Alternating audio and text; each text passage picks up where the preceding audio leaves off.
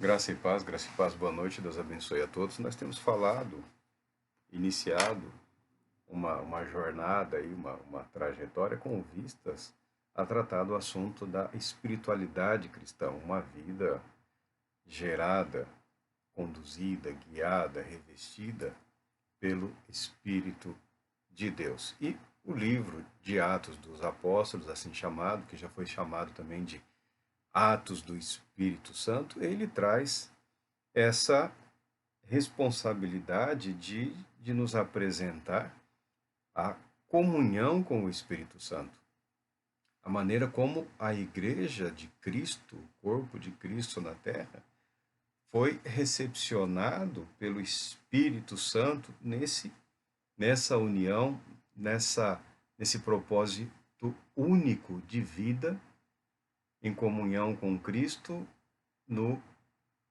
depender do poder de Cristo, do Evangelho de Cristo, proclamando a verdade, vivendo a verdade, sendo controlado, revestido por toda essa verdade. O livro, aceito como sendo de autoria de Lucas, trata-se da continuação do Evangelho de Lucas. Sempre haverá aqueles que contestam tudo, né? Talvez vivam em sociedades paradisíacas, né? Ambientes tão prósperos, abençoados, que não tem nada mais importante a tratar do que questionar a Bíblia, a palavra de Deus. Mas nós entendemos, aceitamos que, inspirado pelo Espírito Santo, Lucas foi muito feliz na elaboração do Evangelho, que carrega para nós o nome dele, uma literatura rica, uma literatura magnífica, né, repleto de detalhes celestiais, discursos de anjos, né? Longas e belas orações, louvores, é uma leitura magnífica. E Atos dos Apóstolos apresenta a continuidade do ministério de Cristo através dos seus apóstolos, mas sendo guiados, sendo conduzidos agora pelo Espírito Santo. E antes de apresentar o início, né, esse revestimento do Espírito, essa unção, esse batismo, essa presença dinâmica enquanto consolador, enquanto substituto ativo de Cristo Jesus na igreja, o escritor volta um pouquinho no tempo, dizendo, né, da apresentação do primeiro livro, diz que no dia em que Jesus foi elevado aos céus, né, até o dia em que foi elevado aos céus, logo após haver entregue seus mandamentos por intermédio do Espírito Santo aos apóstolos que havia escolhido. Certa ocasião, ele relembra que, certa ocasião, enquanto ceava com eles, ordenou-lhes que não se ausentassem de Jerusalém, mas que aguardassem a promessa do Pai, a qual salientou ele. De mim ouvistes, porquanto João de fato batizou com água, entretanto, dentro de poucos dias vós sereis batizados com o Espírito Santo. Jesus confirma a necessidade do batismo, ele confirma o batismo nas águas como sinal de arrependimento, né, como demonstração pública de arrependimento e submissão à vontade de Deus o Pai. O batismo instituído por João, ele passa a fazer parte, né, da vida da igreja cristã. Né? O convite ao arrependimento, a ser batizado em água, passa a fazer parte da dinâmica da igreja. Né? Mas Jesus acrescenta algo. Permanecei na cidade até que sejam batizados com o Espírito Santo. Ainda nesses dias alguém perguntou, mestre, Senhor, será este o tempo em que restaurarás o reino de Israel? Nesse dia, nesse período antes da vinda do Espírito Santo, dessa maneira como prometida por Cristo Jesus, já estavam os apóstolos, os discípulos, preocupados com a restauração do reino de Israel, ou seja, com a implantação do reino de Deus na terra. Jesus o que fala para eles? Já afirmou: não vos compete saber épocas ou datas que o Pai estabeleceu por sua exclusiva autoridade. Desde o comecinho, sempre tem alguém que está ansioso por saber. Nós vamos aguardar a vinda do Espírito Santo. Com a vinda do Espírito Santo, será a vinda do Espírito Santo marcar do reino, da restauração do reino de Israel? Jesus fala, não se preocupem com datas para os eventos que o Pai realizará em conformidade com o plano dele, o propósito dele. É prerrogativa de Deus, é ato soberano de Deus. Quando ocorrerá a implantação do reino? Quando Jesus voltará para implantar o seu reino, para julgar aí os vivos e os mortos, para estabelecer a verdade da eternidade no dia proposto por Deus. Não compete a nós especulações a esse respeito. Né? A todos ouvem há anos, agora passou do limite, agora não dá mais. Só pode ser isso, só pode ser aquilo. Não, agora vai acabar. Vai acabar, esse mundo vai acabar, tem que acabar, porque depois disso não tem como continuar, é certo que vai acontecer. Nós não sabemos, o nosso compromisso é viver em obediência a Jesus Cristo. Nós não sabemos. E não adianta especular que não vamos acertar. Ninguém vai. Parece que tempos passados mais um aí andou falando que não, a data vai ser, e errou de novo. Mais um que erra e não sei se retratou, dessa vez se desculpou, que foi um engano, foi um equívoco. Às vezes a pessoa estuda e acha que descobriu uma chave, uma ferramenta, né, um mecanismo, né, o secreto, sigiloso, um jeito de desvendar. Jesus já tinha deixado bastante claro. Contudo, recebereis poder quando o Espírito Santo descer sobre vós, e sereis minhas testemunhas, tanto em Jerusalém como em toda a Judéia e Samaria, até os confins da terra. Para que o Evangelho de Jesus Cristo não fosse proclamado segundo a boa vontade, a disposição de caráter, a força, a energia humana, Jesus promete que o Espírito Santo os revestiria, os capacitaria a executar aquilo que eles estavam obrigados a fazer. O perigo aí da questão da espiritualidade é tentar criar ou estabelecer ou simular ferramentas ou mecanismos ou disposições físicas e mentais para viver ou tentar viver em conformidade com a vontade de Deus, que não seja na dependência total e absoluta do Espírito Santo. Tanto como agente renovador, transformador, aquele que nos traz novidade de vida, novo fôlego, novo ânimo, nova disposição, um novo caráter a ser formado, gerado, moldado, trabalhado, mas também aquele que nos capacita em todos os aspectos. Em todos os aspectos. Esse batismo, essa unção, esse revestimento, essa capacitação, esse sobressair de Deus como agente da salvação dos homens. É Deus quem se sobressai. É o Espírito Santo quem se sobressai. A igreja, a igreja, deve buscar manter essa comunhão com o Espírito Santo. Nós sabemos as nossas atribuições, responsabilidades, as nossas obrigações, e o Espírito Santo também as conhece, e as conhece de maneira muito mais perfeita, podendo ele orientar, guiar, consolar, fortalecer, capacitar. Ele é aquele que plenamente substitui. Quando Jesus fala, sem mim nada podeis fazer, é que os apóstolos nada podiam fazer sem a presença de Cristo, sem a autorização, sem a palavra, sem o consentimento de Cristo. E nunca disse que após a minha ida ao céu, vocês vão fazer o que bem interessa a vocês, segundo o poder de vocês. Não, continua valendo a mesma verdade. Sem Cristo, nós nada podemos fazer. Por isso dependemos da palavra de Cristo.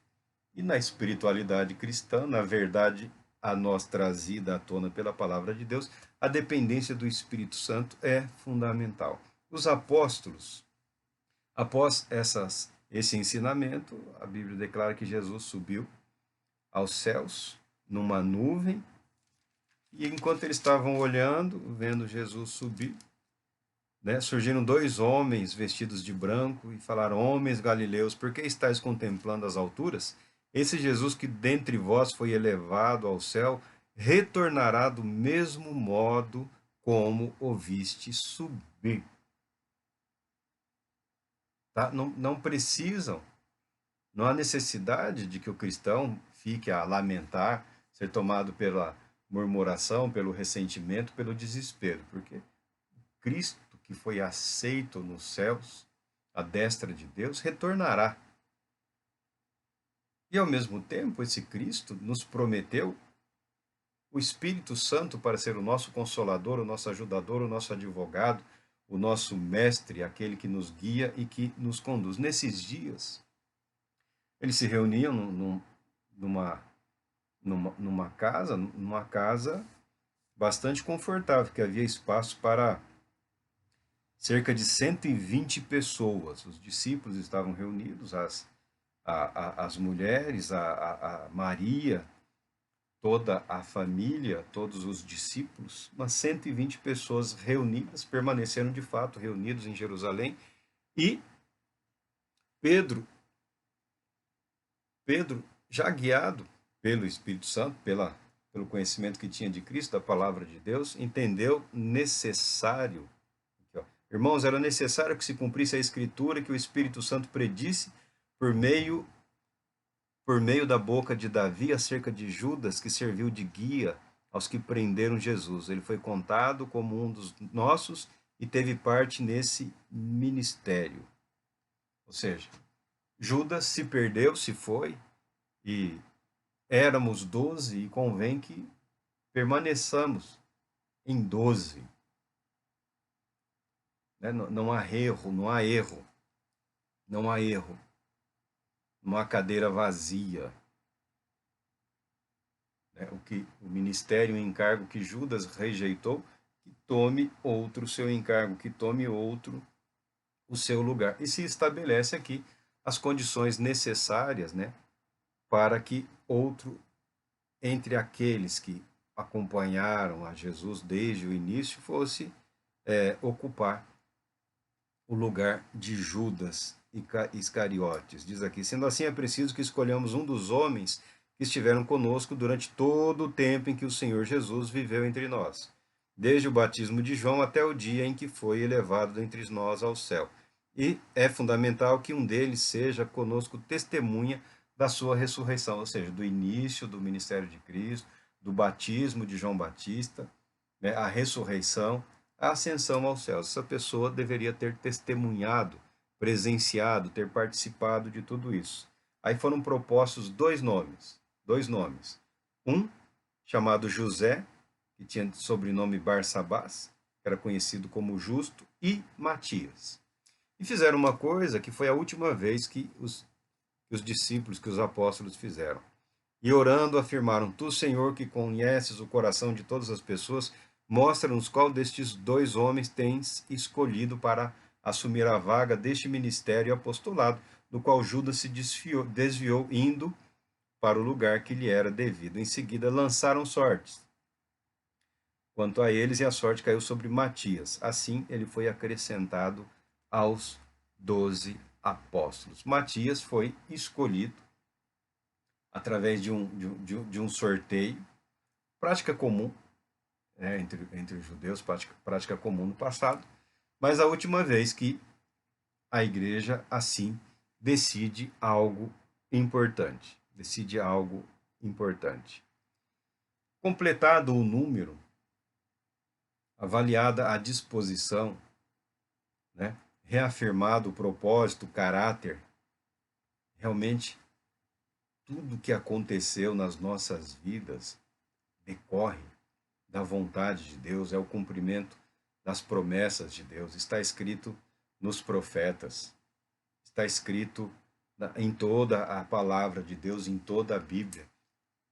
Realmente, esse Jesus é o Filho de Deus. Ele é o Filho de Deus. Ele é o Salvador de Israel. Ele é o Redentor da humanidade.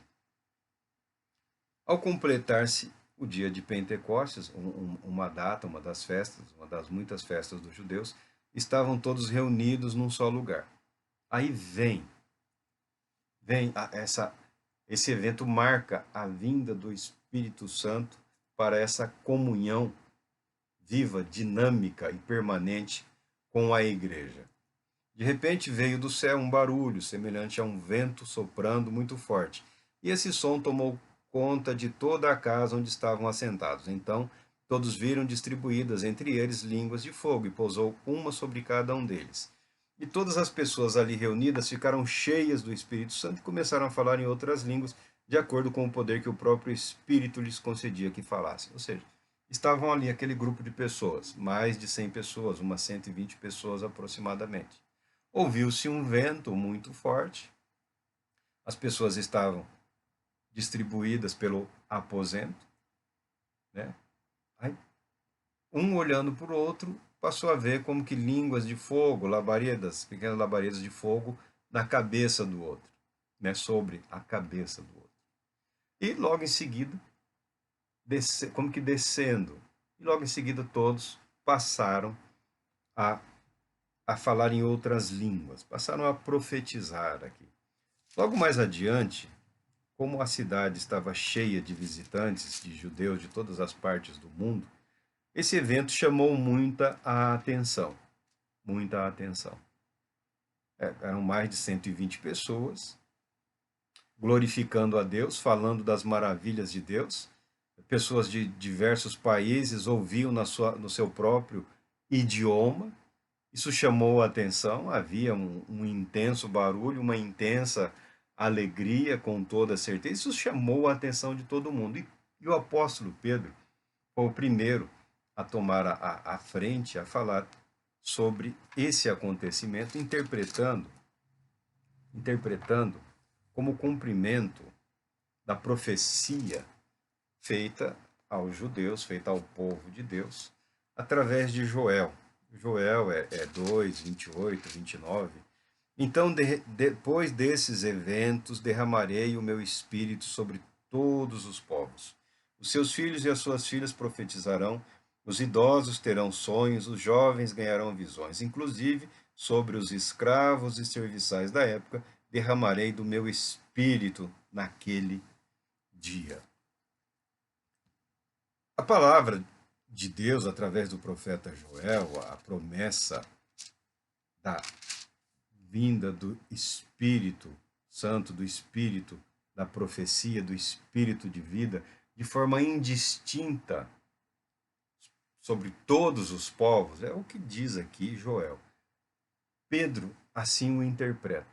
Pedro assim o interpreta e interpreta corretamente, porque era o cumprimento da promessa e da palavra de Deus. Muito embora todos aqueles que estavam ali reunidos, aqueles 120 e aquela multidão que se formou em volta aqui no capítulo 2, no capítulo 2 aqui de Atos começa a falar, eram todos judeus, judeus que viviam dispersos pelos vários povos, pelas várias nações conhecidas daquela época. Mas nós estamos imbuídos do propósito de entendermos a nossa espiritualidade, o contexto da nossa fé, né, o valor da nossa disposição de viver em comunhão com Cristo, como uma disposição de viver em comunhão com o Espírito Santo, sendo por ele conduzido, orientado, guiado, transformado, advertido, admoestado, repreendido. Porque o Espírito Santo é a pessoa do Espírito Santo, é o conselheiro, é o consolador, é aquele que habita, essa magnífica catedral de pedras vivas. Essa magnífica catedral construída, edificada sobre a verdade do Evangelho de Jesus Cristo, a nós proclamado através dos tempos, a verdade trazida para nós através da história da fé, É o Espírito Santo que habita nesse santuário, nessa catedral. É o que dá vida, é o que dá verdade, é o que traz a realidade, as verdades espirituais eternas. Há discussões tolas e inúteis a respeito do Espírito Santo, a respeito de dons ou de manifestações, e não é meu interesse, né? Não é meu interesse, não é meu propósito entrar agora nessas questões. É nosso interesse acreditarmos, confessarmos e atribuirmos valor ao que de fato é importante, ao que de fato é valioso, ao que de fato reflete. Tanto que esse demonstrar, esse agir do Espírito Santo na vida da comunhão, da fé, daqueles que creem na vida, foi um referencial, foi um referencial, foi um referencial utilizado por Deus para que os apóstolos tivessem discernimento e conhecimento de que as conversões, a resposta à proclamação do Evangelho, a aceitação de Jesus Cristo era verdade. Quando da incorporação de pessoas de outros grupos, como os samaritanos, né, como a família, os amigos, os conhecidos de Cornélio, que não era judeu, era um prosélito. Quando essas pessoas ouviram o evangelho de Jesus Cristo, a verdade de Cristo Jesus, esse evento similar, evento semelhante a esse, foi o fenômeno que fez com que os apóstolos pudessem confirmar de que aquelas pessoas de fato estavam sendo agregadas, estavam sendo trazidas para a comunhão da fé, para a verdade do Evangelho, para a igreja de Cristo, para o corpo de Cristo aqui na Terra. Muito embora eu tenha dificuldade de aceitar, e realmente eu não aceito, eu não reconheço a existência de profetas ou profetisas hoje, tá? Eu não estou negando a verdade da profecia. Eu não estou negando a realidade da presença do Espírito Santo habitando na igreja, no corpo de Cristo, atuando através dos membros do corpo de Cristo, através de homens e mulheres, numa dinâmica como desde o início. Não existe nenhum motivo para que seja diferente hoje. Não existe nenhum motivo para que a perspectiva psicologizada ou as teorias sociológicas, as dinâmicas humanas que tentam interpretar a psique, a fé, o comportamento, não existe nenhum motivo para que a igreja renuncie ao Espírito Santo como aquele que traz a verdade da vida de Cristo Jesus habitando na igreja. A realidade, a verdade com relação a abraçar aqueles que creem, sendo ele um fator diferenciador daqueles que realmente receberam o Senhor Jesus Cristo ou estão presos a um processo que é paralelo ao Evangelho. Então, o Espírito Santo nunca, nós não vemos na palavra de Deus, nunca renunciou a essa prerrogativa. Ele nunca renunciou.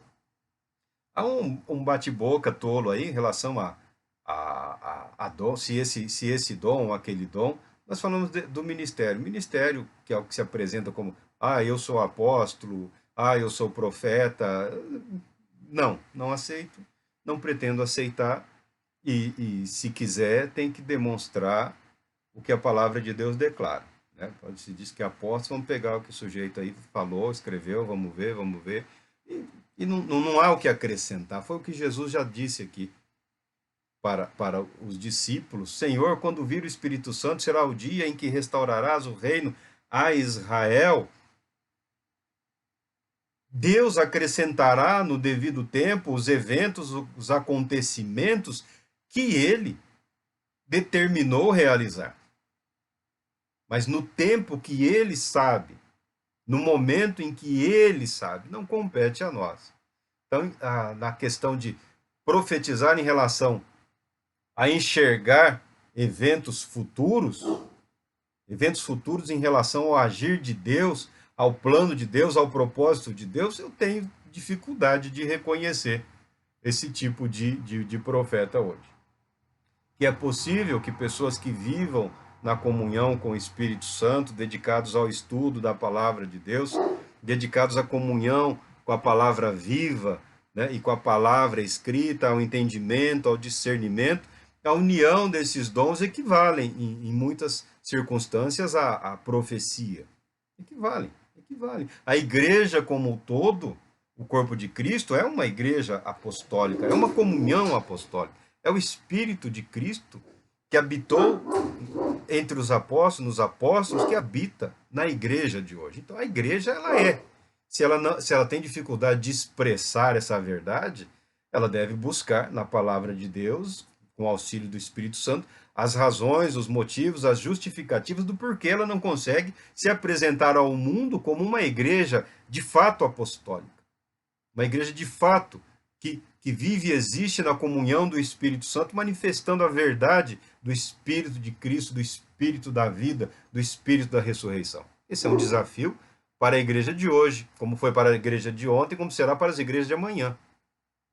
É uma proposta válida, é um desafio válido, é um desafio verdadeiro, que deve ser enfrentado, e nós estamos certos de que a verdade virá à tona, será apresentada. Então nós acreditamos que a igreja que proclama a palavra do Evangelho, a igreja que vive, que proclama através da vida, a igreja que proclama sua fé, vivendo aquilo que acredita e expressando, ao ser confrontada, questionada, por que vive dessa maneira? Porque cremos que Jesus Cristo é o Filho de Deus e com ele está a palavra da vida eterna. Nós não podemos nos desviar dessa verdade, nós não podemos nos desviar desse caminho da salvação. Mas esse agir do Espírito Santo na vida da igreja de Cristo no seu início, não é só o cumprimento da palavra dita através de Joel. Nós queremos voltar lá atrás. Voltar lá um pouco mais no começo, ainda nos dias de Moisés. Ainda nos dias de Moisés. Ainda nos dias de Moisés, o Espírito Santo, o agir do Espírito Santo na vida de homens foi um reconhecimento público da parte do povo de Deus, de que o agir de Deus estava com aqueles homens, que a escolha daqueles homens foi confirmada pelo Espírito Santo. Que o trabalho deles, que o ministério deles, que o serviço deles ao lado de Moisés era garantido por Deus. Diz aqui a palavra de Deus no livro de Números, em algum momento, Moisés é um homem santo, um homem de Deus, um homem tremendo, um homem magnífico, mas tinha grandes dificuldades em delegar responsabilidades. Né? Tinha dificuldades, tanto que o sogro chegou e falou: Moisés, o que é isso? O povo vem para me consultar, aquela fila. Falei: Moisés, você vai matar esse povo aí no sol e você vai morrer. Você não vai aguentar isso. Não é assim que se administra. Deus enviou. O sogro foi visitar Moisés para ver a maravilha que Deus havia realizado, libertando o povo do Egito. Foi ver de perto e foi também levar a família lá, a esposa e os filhos de Moisés. E aproveitou para dar um conselho para Moisés. Né? Sozinho você não vai dar conta. A solidão, o isolamento não é nada bom. Mas o livro de Números aqui chama a nossa atenção. Por quê? Deus estava abençoando o povo, o maná, né? Que é isso? O maná, um alimento que vinha dos céus, as pessoas recolhiam, preparavam, comiam. Quem comia bastante se alimentava, quem comia pouco se alimentava. Era suficiente, era sempre suficiente para alimentar todo mundo. Mas com o povo de Deus foi um misto de gente, a Bíblia fala, foi um bando de estrangeiros, essa versão fala aqui. Tem hora que essa versão aqui, que tenta ser politicamente correta, ela exagera um pouco, né? Um bando de estrangeiros, ou seja, saíram os escravos hebreus e também mais uns que estavam lá aproveitaram e foram junto, participando ali das bênçãos de Deus, comendo do maná, vendo a água surgir da rocha lá, abençoados. Aí de repente alguém fala, tô com vontade de comer carne. Aí começou um burburinho. Estamos passando fome, ninguém mais aguenta comer isso daqui. Essa vida no deserto é difícil, nós vamos morrer. Eu queria comer carne, eu estou com saudade de comer carne. E a coisa foi aumentando e o povo reclamando. Por isso que a gente deve evitar as pessoas que só reclamam, né? Só piora, né? Só piora a situação. Já está difícil, ainda vem um chorar na sua orelha ali, né? E Moisés se abateu. Deus se indignou com o comportamento do povo, né? Desprezando as bênçãos de Deus, né? Fazendo pouco do milagre que estava acontecendo ali, fazendo pouco do agir de Deus. Né? Deus ficou indignado e Moisés ali, não vou dizer que ele se desesperou, mas ele ficou abatido. Né? Aqui, no versículo 10 do capítulo 11 de Números, diz: Moisés ouviu o povo chorar, cada família à entrada de sua tenda. A ira do Senhor se inflamou com um grande ardor. Moisés sentiu-se profundamente desgostoso. Aí quem começa a choramingar é Moisés, né? E quem passa a chorar diante de Deus é Moisés, né? Fui eu, porventura, que concebi todo esse povo? Fui eu que o dei à luz para que me digas, carrega-o em teus braços, como uma ama que aconchega e conduz um recém-nascido, a fim de levá-lo à terra que prometeste sob o juramento a seus antepassados, né? Moisés ali se abate um pouco, né? Moisés fica abatido diante do conhecimento que ele tinha, da comunhão que ele tinha com Deus, de saber da indignação de Deus em relação ao povo. Portanto, se assim que desejas me tratar, então é melhor que me tires a vida agora mesmo. Se te agradas de mim, não me deixes ver a humilhação e minha própria ruína. Aí Deus chama Moisés, Deus responde a Moisés e diz para ele: reúne 70 sábios anciãos de Israel, que tu sabes serem autoridades e escribas entre o povo. Tu os levarás à tenda do encontro, onde permanecerão contigo.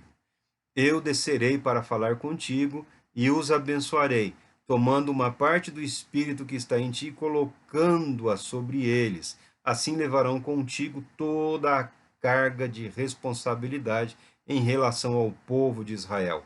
E tu não a levarás sozinho. Porque quando Moisés, ele cumpre o papel de mediador. Moisés é como um anjo de Deus, né?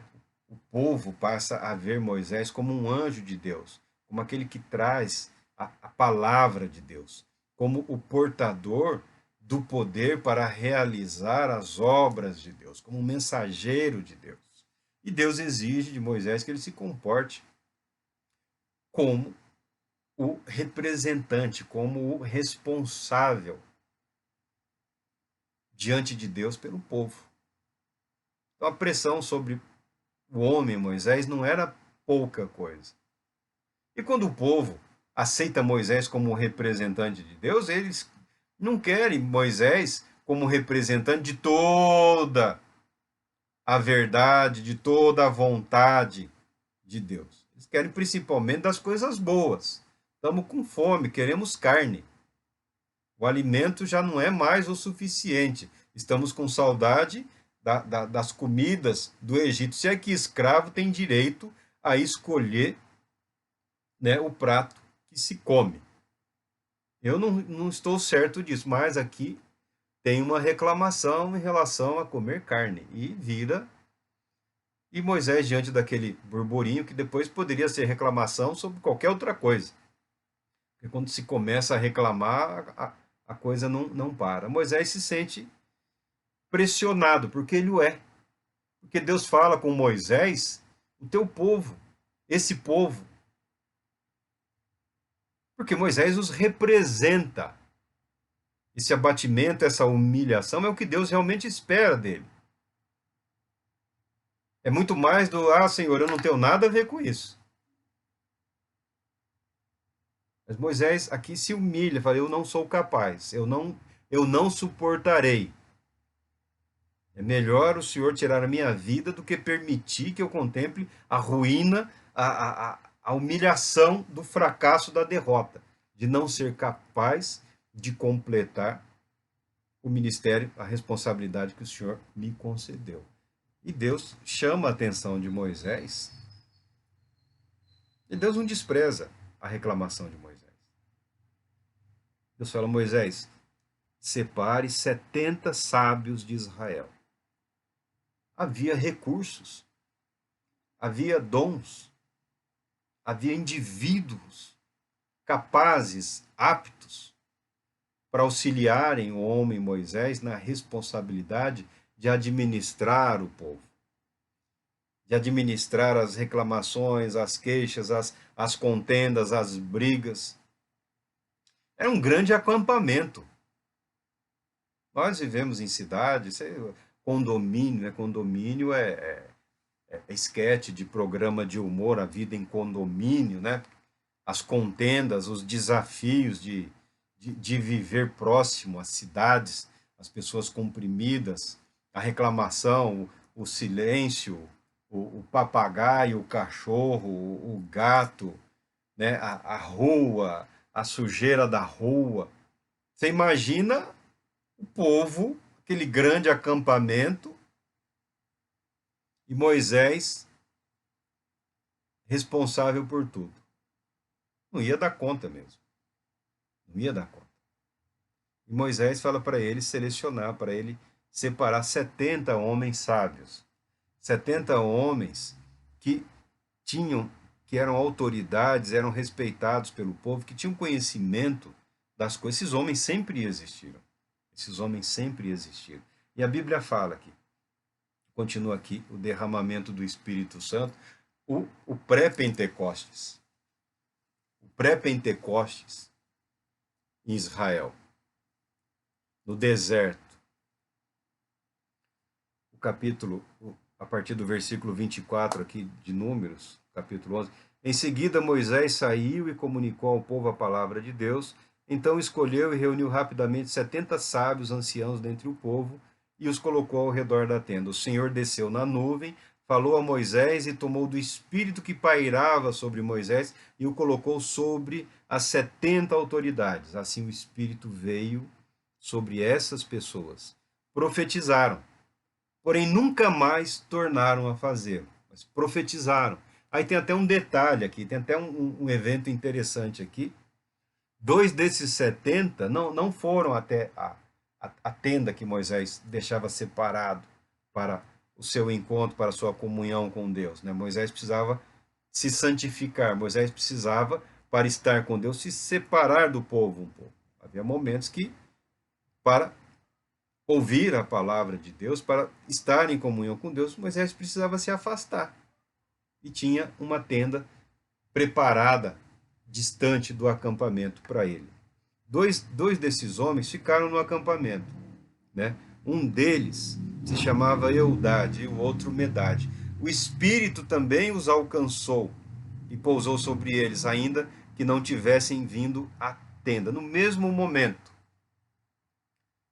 em que esses homens, essas autoridades estavam com Moisés na tenda, fora do acampamento, o Espírito de Deus, a presença que pairava sobre Moisés, que ungia, que o capacitava, que o revestia, passou a dominar a vida desses homens. E também dos outros dois que ficaram no acampamento. Não sei se estavam cansados, com dor no pé, se perderam a hora, se pensaram que ia ser no dia seguinte, mas ficaram no acampamento esses dois. E o mesmo Espírito, o Espírito Santo, também estava sobre eles. E como esses dois homens ficaram, no acampamento, um jovem chegou correndo lá, perto da tenda, para os jovens gostam de fazer intriga, né? Gritando lá para Moisés, lá, ó, Eudade e Medade, ó, estão profetizando lá no acampamento. É como quem diz assim, ó, não pode, eles estão profetizando os dois lá, lá não é lugar de profetizar. Lugar de profetizar é aqui. Josué, rapidamente, né, que era o auxiliar de Moisés, que estava sempre acompanhando Moisés, não deixava a tenda, né? Josué rapidamente pediu, Moisés, meu senhor, proíbe. Ó, não estão aqui com a gente, lá não pode. Senhor, não, de jeito nenhum. Estão atrasados, não chegaram. Não chegaram. Aí Moisés fala algo que é fantástico, que é maravilhoso. E nisso eu vejo o Pentecostes como o cumprimento dessa palavra, dessa profecia, desse anseio, desse desejo profético de Moisés. Contudo, ponderou-lhes Moisés: está ciumento por minha causa, Josué? Você está com ciúmes? Porque o povo de Deus está profetizando? Que bom seria se todo o povo do Eterno fosse constituído de profetas, e o Senhor depositasse seu espírito sobre eles. Que bom seria! Que bom será! Ele não conseguiu. Eu creio que ele não alcançou isso. Amém de Moisés. Inspirado pelo Espírito Santo, mas ele que bom seria se todo o povo de Deus fosse constituído por profetas. Mas todo o povo de Deus é. Todo o povo de Deus é. É o que Atos dos Apóstolos, na, na fundação ou na inauguração, porque os discípulos eram péssimos estrategistas, né? Não tinham nome, não tinham nome para a comunhão, para a comunidade, não tinham nome, não tinha nem nome. Estavam aqui num lugar emprestado, cedido. Não tinha nenhum programa de marketing, de propaganda, não tinha um hino, não tinha uma bandeira, não tinha uma bandeira, não tinha um brasão, um emblema. Olhando para a capacidade de organização dos dias de hoje, eles estavam dispostos a fazer a vontade de Deus. Como? Do jeito que Deus os capacitar. Da maneira como Deus desejar que nós cumpramos o seu propósito, o seu objetivo. Não precisava ir para lugar nenhum. Vocês estão em Jerusalém? Fica. Espera. Espera. Espera até ser revestido do alto. Então, quando vem essa ação sobrenatural do Espírito de Deus sendo derramado sobre aquelas pelo menos 120 pessoas ali, é o cumprimento desse anseio, dessa expectativa de que o povo de Deus traga consigo uma unção profética. Aqueles profetizaram uma única vez. E desses que aqui profetizavam, no livro de Atos dos Apóstolos, a palavra de Deus não diz que todos foram constituídos profetas. A igreja era formada por apóstolos, profetas, evangelistas, uma série de homens capacitados por Deus, pelo Espírito de Deus, para a edificação do corpo de Cristo. Mas não diz que todos profetizavam. Só os 12. Só os 12 foram e são os apóstolos. Só os 12. E parou nos 12. Os 12 profetizavam. Mas todos profetizaram naquele momento. Todos proclamaram ao mundo as maravilhas, a grandeza de Deus, a tal ponto que a palavra de Deus estava aqui, ó. Ora, estavam morando em Jerusalém judeus tementes a Deus, vindo de todas as partes do mundo. Ao ouvirem aquele estrondo, ajuntou-se um grande número de pessoas e ficaram maravilhados, pois cada um ouvia falar em sua própria língua. Perplexos e admirados, comentavam uns com os outros: Porventura não são galileus todos esses que estão falando? Porque Galileu era sinônimo assim de ninguém. Mal eram respeitados como seres humanos. Tá? Religiosamente falando, não havia nenhuma credibilidade. Não são esses galileus. O que esse povo está falando de Deus aí? Como então cada um de nós os ouve falar em nossa própria língua materna?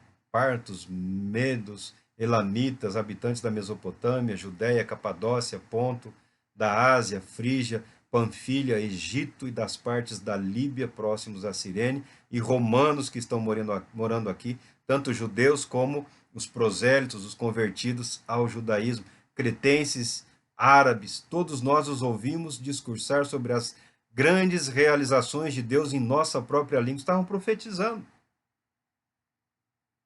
Estavam falando do amor de Deus, dos grandes feitos de Deus para com a humanidade através do povo chamado eleito, do povo chamado santo, a iniciar por Moisés, por Abraão, de Abraão até os dias dele, falando das maravilhas de Deus, e todos ouvindo, cada um no seu próprio idioma.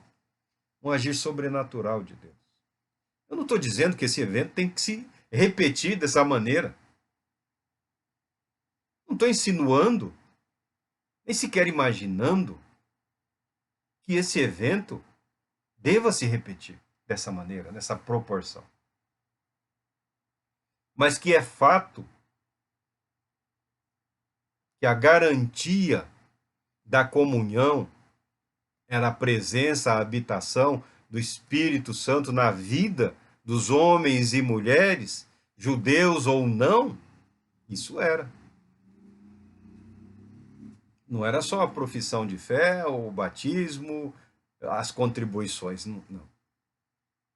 Como que se falar em espiritualidade sem a disponibilidade, a disposição, sem a presença do ente espiritual que todas as coisas realiza, que aos mortos vivifica, que aos dons humanos, que aos talentos humanos e naturais atribui revestimento, atribui valor, agrega a presença de Deus naquela vida, de maneira que os atos decorrentes daquela fé revelem a verdade do Evangelho de Jesus Cristo. Todos estavam absolutamente confusos, assustados, chegaram ali pelo barulho, curiosidade, né? Começaram a ouvir aquele povo desprezado, falando das maravilhas de Deus. Aí veio um temor, veio um receio, veio uma confusão. Como é isso? Mas os religiosos não somos nós?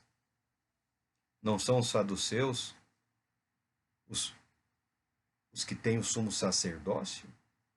Não são os fariseus, os escribas, aqueles que falam para nós em nome de Deus, a palavra de Deus, a verdade de Deus? Por que esse monte de Zé Ninguém, esse povinho, está falando das grandezas de Deus e cada um de nós está entendendo na nossa língua materna? Não é o aramaico, é na nossa língua materna, a língua da terra onde nascemos. Aí Pedro colocou-se em pé, ele e os 11, ou seja, os 12. O mundo ocidental não tem ideia, né, dessa disciplina, desse respeito, dessa reverência, né, desse acatar primeiro a palavra do mais velho. Aquele que se apresenta como o mais velho, como o ancião, é aquele que representa, é o porta-voz dos demais. Nós não temos isso. Nós não adquirimos esses valores. E o pouco que adquirimos está se perdendo. Mas levantam-se os 12, Pedro toma a frente, os 12 colocam-se à frente do povo, dos 120, perante aquela multidão que chega e começa a falar aqui, ó.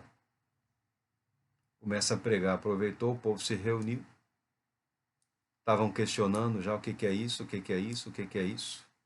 Homens judeus e todos os que habitais em Jerusalém, permitais que vos esclareça o que se passa. Dai, pois, atenção às minhas palavras. Estes homens não estão embriagados como vocês estão pensando, até porque são apenas 9 horas da manhã.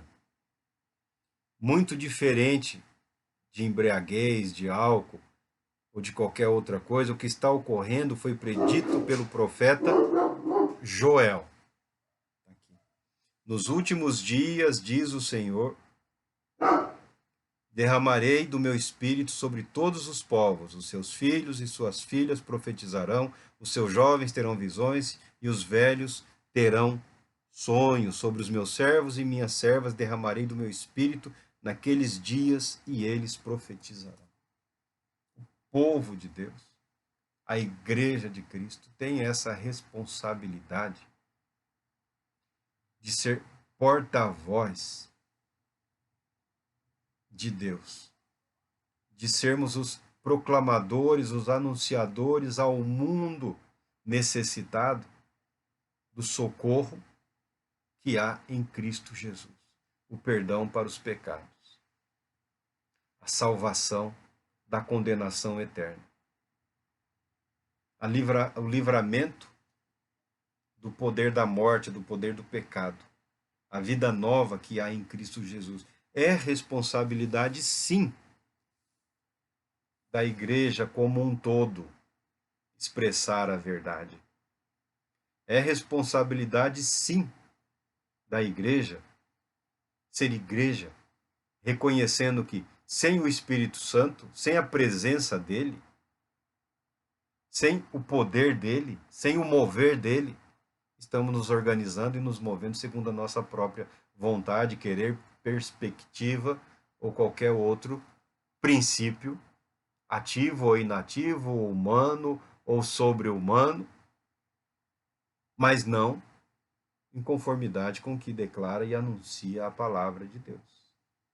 Espiritualidade cristã, sem a dependência do Espírito Santo, do Espírito de Cristo, a nos guiar, a nos conduzir, é experimento religioso fadado ao fracasso.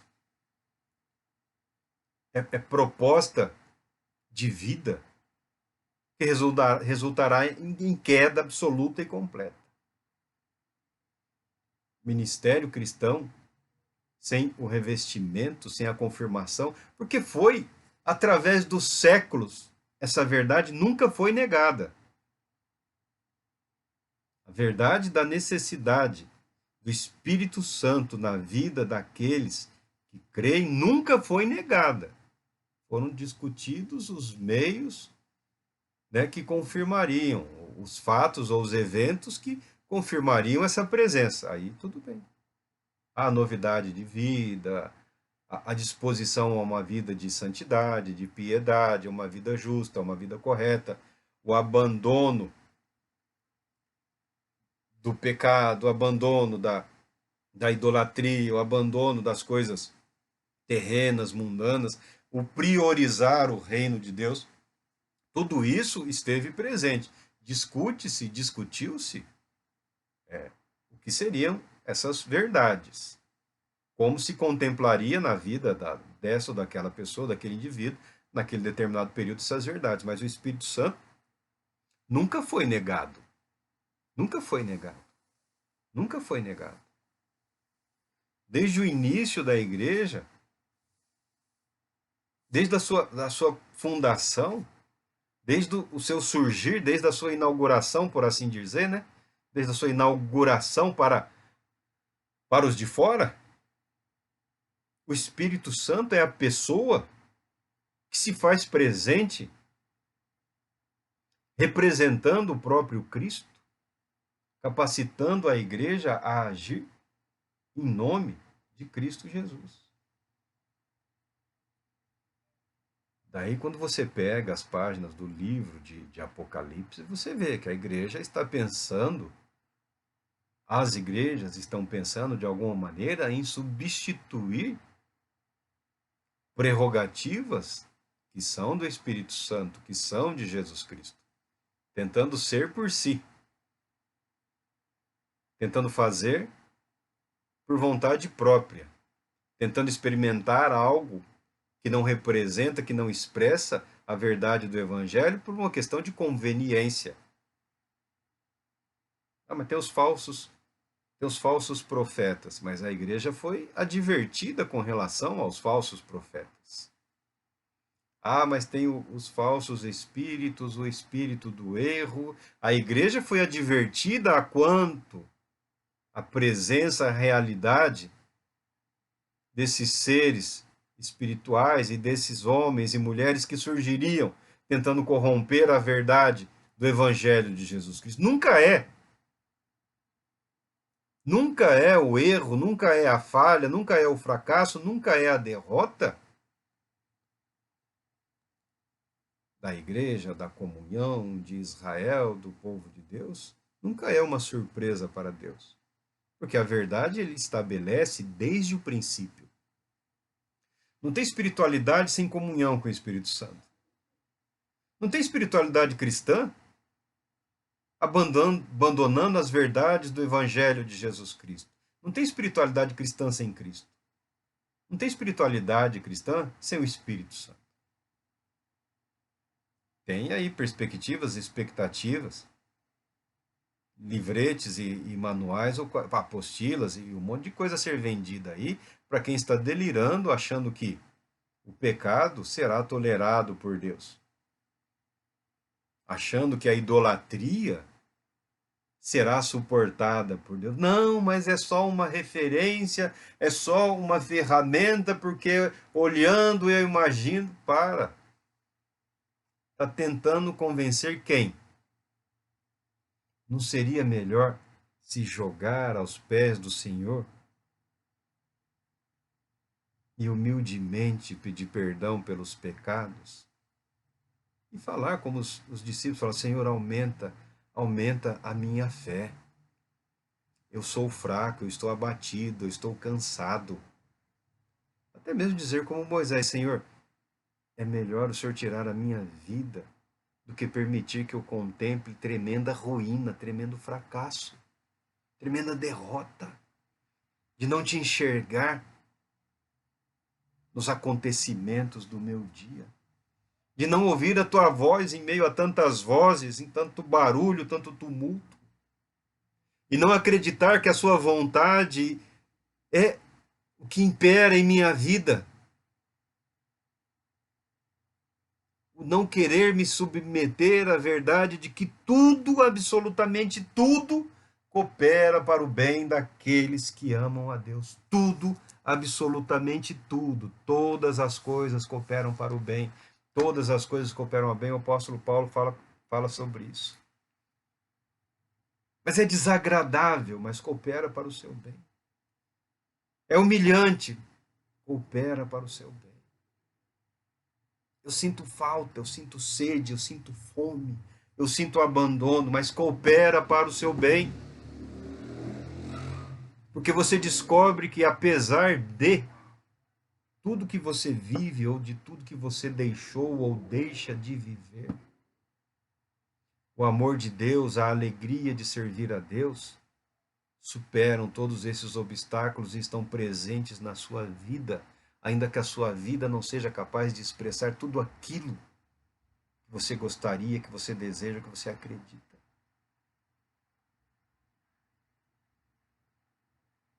A palavra de Deus ela é verdadeira. Ela nos traz paz e nos traz alegria.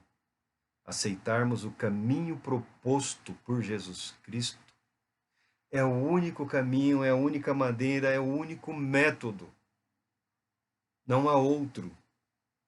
Não há espiritualidade cristã sem vida perdoada, sem vida de perdão, sem vida de submissão a Deus. Não existe espiritualidade cristã sem a presença, sem a comunhão do Espírito Santo, do Espírito de Jesus Cristo. Que Deus Todo-Poderoso te abençoe, te proteja, te conceda a paz. Nós pretendemos também doravante, de vez em quando, falar alguma coisa sobre atos do Espírito Santo, a vida na comunhão do Espírito. Deus Todo-Poderoso te abençoe, te proteja e te traga paz.